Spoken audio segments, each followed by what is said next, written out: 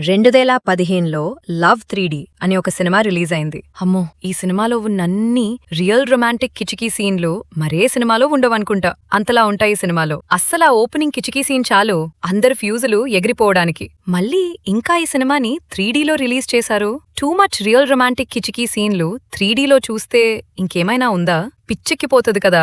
అదే అయింది ఆడియన్స్ కి. ఈ సినిమాకి డైరెక్టర్ గాస్పర్ నోయి అండ్ ఇందులో మర్ఫీగా కార్ల్ గ్లుస్మాన్, ఎలెక్ట్రాగా అయోమి ముయోక్, ఓమీగా క్లారా క్రిస్టీన్ యాక్ట్ చేశారు. ఈ సినిమా స్టోరీ గురించి మాట్లాడుకుంటే, మర్ఫీ ఒక అమెరికన్ పారిస్ లో ఫిల్మ్ స్టూడెంట్ గా ఉంటాడు. అక్కడే తనకి ఎలెక్ట్రా పరిచయం అవుతుంది. ఫస్ట్ పరిచయంలోనే ఇద్దరు కిచికీ అనేస్తారు. అంటే మంచిగా రొమాంటిక్ గా ఎంజాయ్ చేస్తారు. అలా వాళ్ళిద్దరూ వాళ్ళ రిలేషన్షిప్ ని ఎంజాయ్ చేస్తున్న టైంలో వాళ్ళ ఇంటి పక్కనే ఉన్న ఓమే పరిచయం అవుతుంది. ఇక మెల్లిగా ఈ ముగ్గురు థ్రిల్లింగ్ గా ఉండాలని 3 ముక్కలాట రిలేషన్షిప్ లోకి వెళ్తారు. మధ్యలో మర్ఫీ ఎలెక్ట్రాకి తెలియకుండా ఓమీతో సపరేట్ రిలేషన్షిప్ మెయింటైన్ చేస్తూ ఉంటాడు. అనుకోకుండా ఓమీ ప్రెగ్నెంట్ అవుతుంది. ఈ విషయం ఎలెక్ట్రాకి తెలిసి వీళ్ళిద్దరిని వదిలేసి వెళ్లిపోతుంది. తర్వాత మర్ఫీ చాలా వెతుకుతాడు కానీ ఎలెక్ట్రా దొరకదు. చివరికి మర్ఫీ ఓమీతో సెటిల్ అయిపోతాడు. అది స్టోరీ. ఈ సినిమా డైరెక్టర్ చాలా ఇంటర్వ్యూస్ లో చెప్పాడు, ఈ సినిమాలో కొన్ని సీన్స్ రియల్ సీన్స్ అండ్ కొన్ని సీన్స్ మాత్రం సిమ్యులేటర్ సీన్స్. బట్ అందులో ఏవి రియల్ అండ్ ఏవి సిమ్యులేటర్ అని మాత్రం నేను చెప్పను.